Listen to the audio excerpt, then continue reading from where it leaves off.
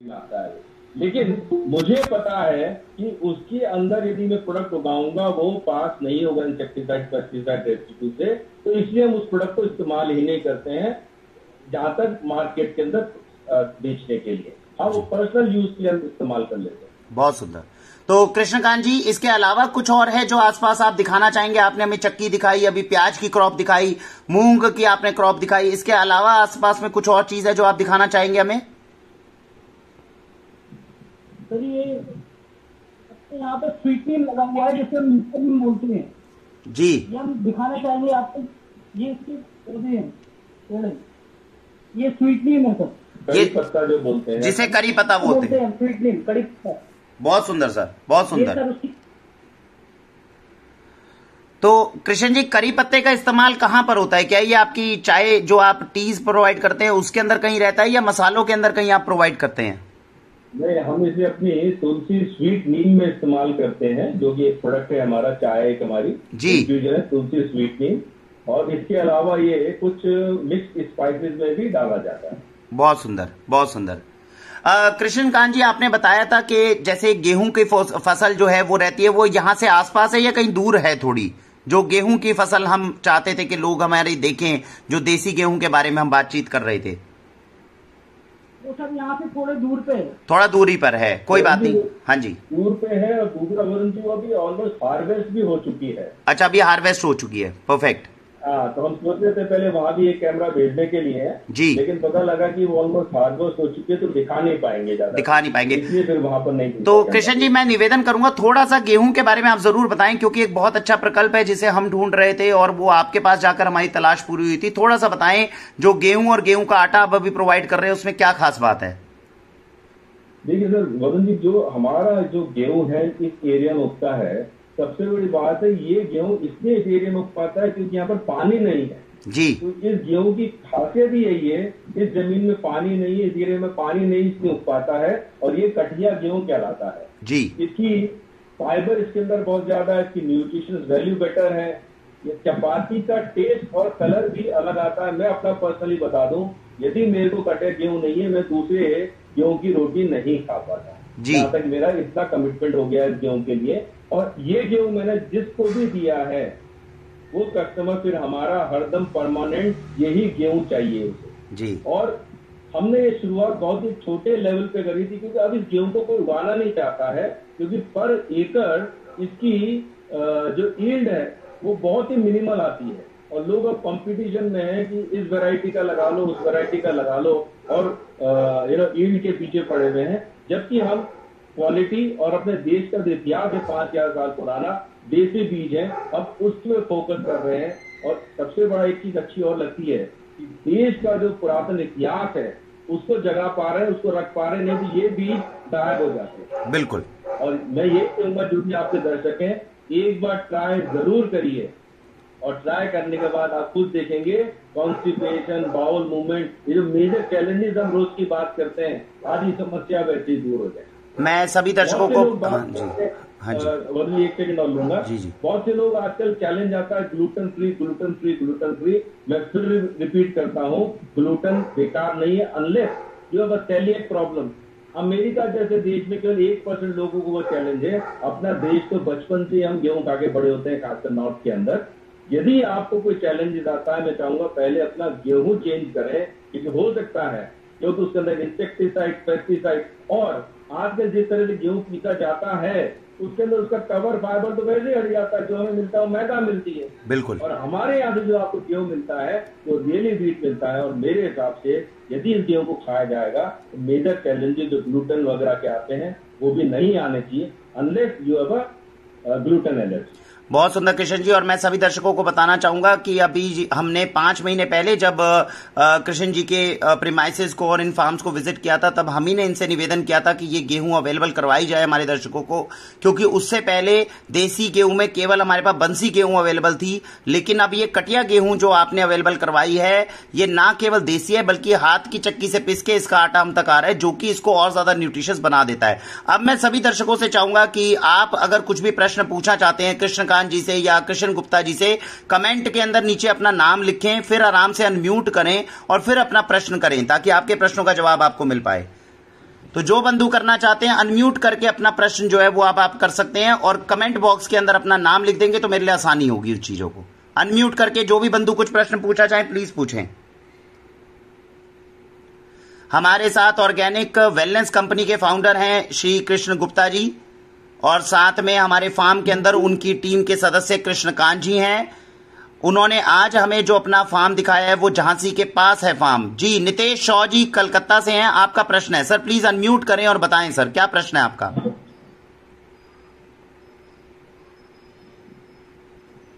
नितेश शॉ जी बताएं सर। हाँ, good afternoon everyone. Good afternoon sir. मेरा क्वेश्चन ये है कि जो कटिया गेहूं है ये रीजनल बेस्ड वीट है ना, ये ऑल ओवर इंडिया पे पाया जाता है?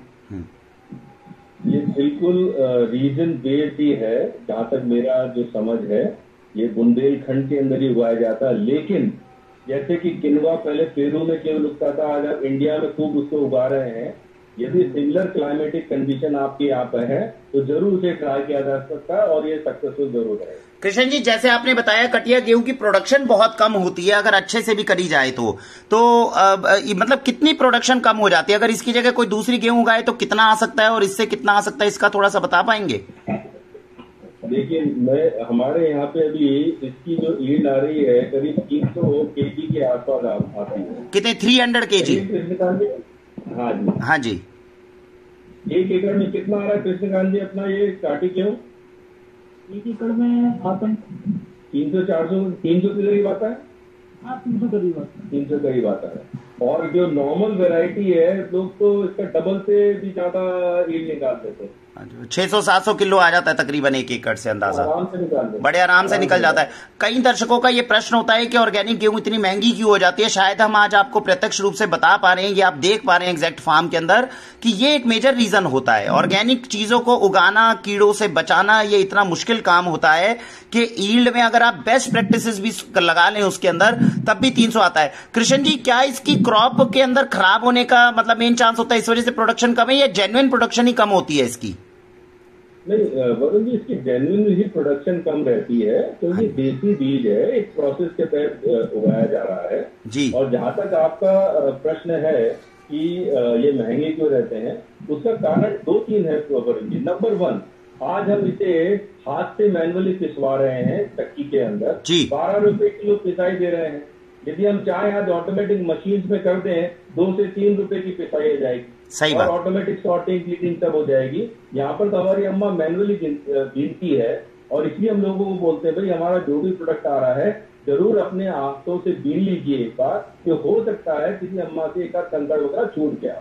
नंबर 1। नंबर 2, जब ये प्रोडक्ट हम कर रहे हैं तो हर बैच को हम एक इंसेक्टिसाइड पेस्टिसाइड टेस्ट के थ्रू भेजा जाता है, जिसकी भी कॉस्टिंग 15 से 20 हजार रुपए पर बैच की आती है। ये सब कॉस्टिंग मिलाने के कारण कस्टमर को अश्योरिटी मिलती है जब वो ऑथेंटिक ऑर्गेनिक प्रोडक्ट आ रहा है, उसके रिटर्न के अंदर जरूर उसे थोड़ी सी एक्स्ट्रा पैसा देना पड़ता है। जी जी जी, तो ये हम सभी बंधु जान सकते हैं। कई बार हमें लगता है ऑर्गेनिक महंगा क्यों है, तो आप ये जरूर समझें कि स्वदेशी है, मेहनत के साथ में बन रहा है, मशीनों का उपयोग इसमें नहीं हो रहा। कहीं ना कहीं जब आप ऑर्गेनिक को सपोर्ट करते हैं तो आपका पैसा सही लोगों तक पहुंच रहा है। जो सही तरीके से मेहनत करके अपनी रोजी रोटी कमाना चाहते हैं वहां लेबर तक ये पैसा जो है पहुंचने में मदद मिल रही है। कोई और बंधु जो किसी भी तरह का प्रश्न रखना चाहते हैं, कुछ पूछना चाहते हैं, वो खुद को अनम्यूट कर सकते हैं और अपना प्रश्न, अपना नाम टाइप करके कमेंट में भेजें, अनम्यूट करके अपना प्रश्न कर सकते हैं। तब तक मैं चाहूंगा, क्योंकि हमारे साथ में बहुत जो है आज हमारे साथ में सौभाग्य है, महानुभाव बहुत जुड़े हैं, अलग अलग कंपनीज के फाउंडर्स जुड़े हैं। सबका नाम तो शायद मैं अभी देख नहीं पा रहा हूं, लेकिन अतुल गुप्ता जी हैं हमारे साथ में, शायद सनराइज ऑर्गेनिक नेचुरल्स के जो फाउंडर हैं। अतुल गुप्ता जी, अगर आप तक मेरी आवाज आ रही है प्लीज मैं आपसे निवेदन करूंगा आप भी अनम्यूट करें, आपका मार्गदर्शन भी यहां पर हमें चाहिए होगा। अगर आप सुन पा रहे हैं तो प्लीज खुद को अनम्यूट करें। शायद अभी एग्जिट उनका हो गया होगा। तो जैसा हम बता रहे हैं कि पूरी ऑर्गेनिक इंडस्ट्री की तरफ से कोशिश की जाती है कि बेहतरीन चीजें आप तक लेकर आई जाएं, और मेरे ख्याल से अब और कोई प्रश्न नहीं है जो स्पेक्टेटर्स का रहा हो। तो इसी के साथ में आधे घंटे का हमारा आज का कार्यकाल रहा। कृष्ण गुप्ता जी जो फाउंडर हैं ऑर्गेनिक वेलनेस कंपनी के, बहुत बहुत। जयदीप जी आपका प्रश्न है, मैं बता देता हूं, आप खुद को अनम्यूट करना चाहें तो बता सकते हैं, नहीं तो मैं दोहरा देता हूं। कृष्ण जी, जयदीप जी अगर अनम्यूट करके पूछना चाहें तो पूछ सकते हैं आप, नहीं तो मैं आपका प्रश्न बोल देता हूं। हाँ जी, तो जयदीप जी के यहाँ कनेक्शन पूरा नहीं है, वो मुझसे ही कह रहे हैं कि मैं प्रश्न पूछूं। कृष्ण जी, जयदीप जी का प्रश्न है कि जब ये गेहूं है जिसको आप ऑर्गेनिकली ग्रो कर रहे हैं, बाहर तो बहुत सारे पेस्टिसाइड्स का इस्तेमाल होता है तो गेहूं सुरक्षित रहती है, आप इसको सुरक्षित रखने में कैसे कामयाब हो जाते हैं और इसकी शेल्फ लाइफ एक्चुअल कितनी होती है? अगर हमारे ग्राहक सीधा गेहूं को मंगवाएं तो क्या उसको सुरक्षित तरीके से रख पाएंगे अपने घर में?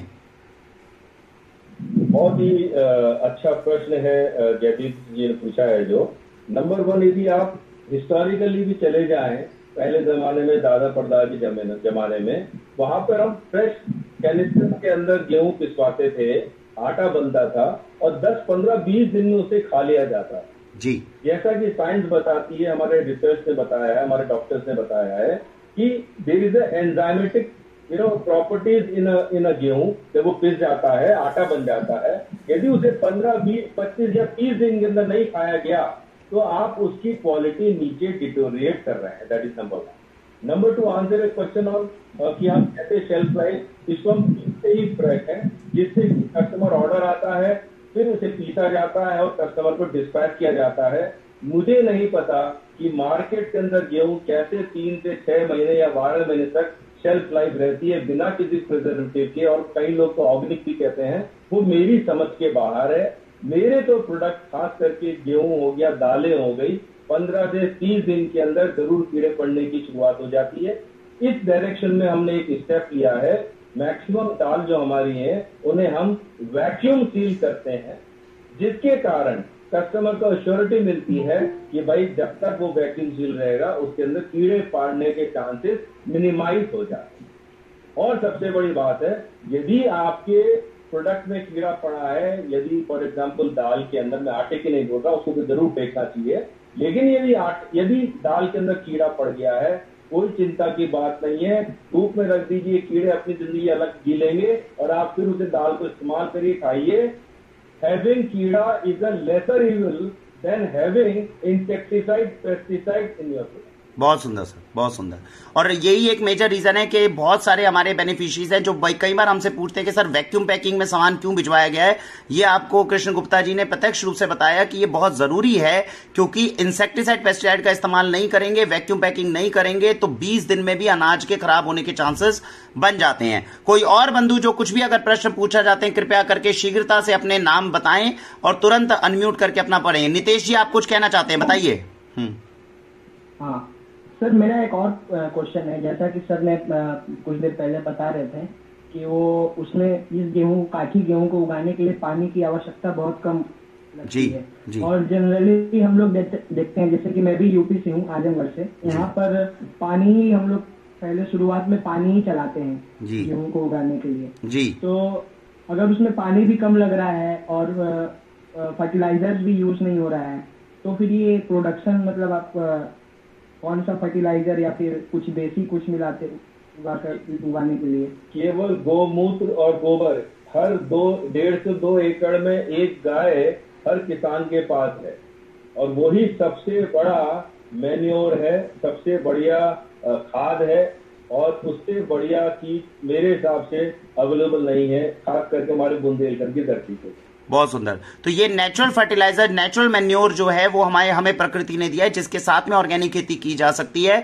कहीं ना कहीं जो केमिकल और जहर हम अपनी भूमि के अंदर, मिट्टी के अंदर डाल रहे हैं, उससे बचाने की आवश्यकता है। आखिरी में जयदीप जी ने एक प्रश्न और पूछा है, और उनका प्रश्न मैं अभी पूरा पढ़ नहीं पाया, मुझे शायद नीचे से निकालना पड़ेगा कहीं से, और टेक्नोलॉजी ऐसी चीज है जिसके लिए हमें भी अभी पारंगत नहीं है।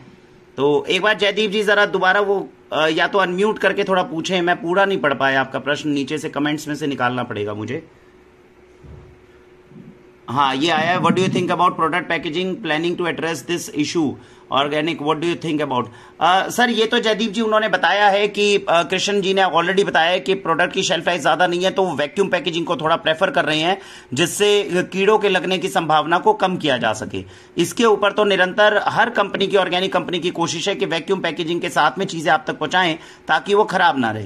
तो मेरे ख्याल से आपके प्रश्न का जवाब उन्होंने अभी दे दिया, आप शायद उस वक्त जुड़ नहीं पाए थे। कोई और बंधु जो प्रश्न करना चाहें? राजेश जी आप कुछ प्रश्न करना चाहते हैं, प्लीज बताएं।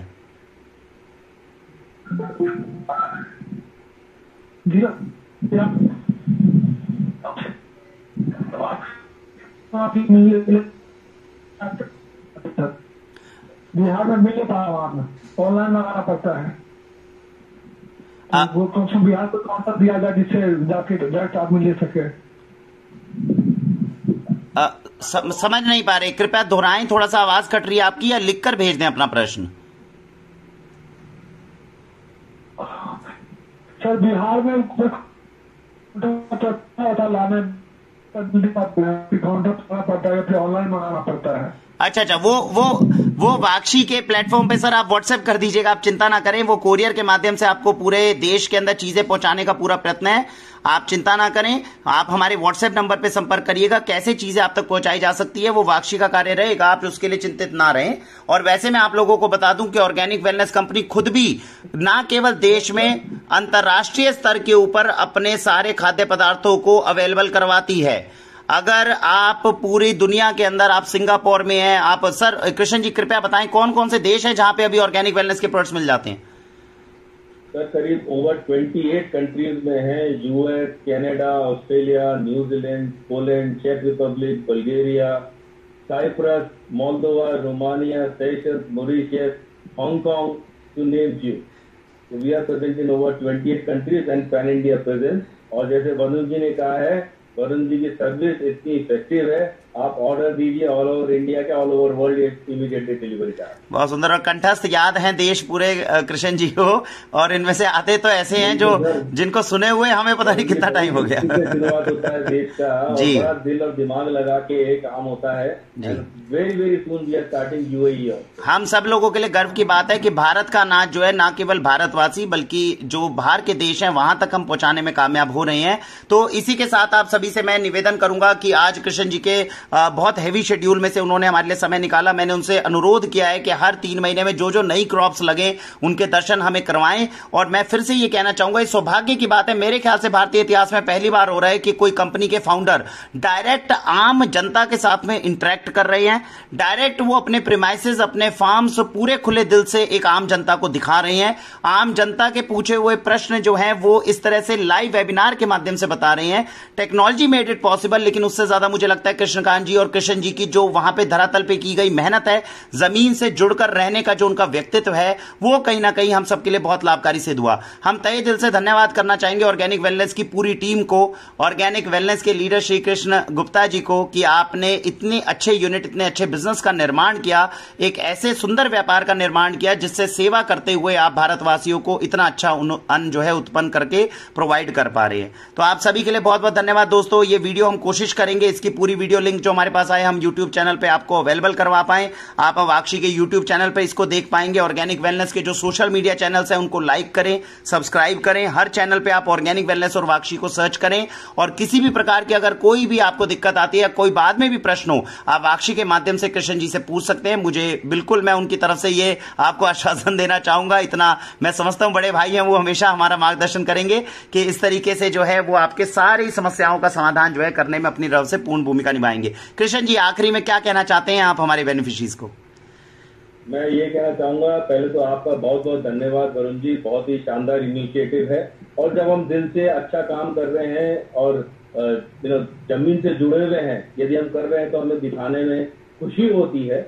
और मैं यही बोलूंगा, यदि आपका कोई भी कस्टमर विजिट करना चाहता है, फैक्ट्री देखना चाहता है, फैक्ट्री या फार्म देखना चाहता है, उनका बहुत बहुत स्वागत है।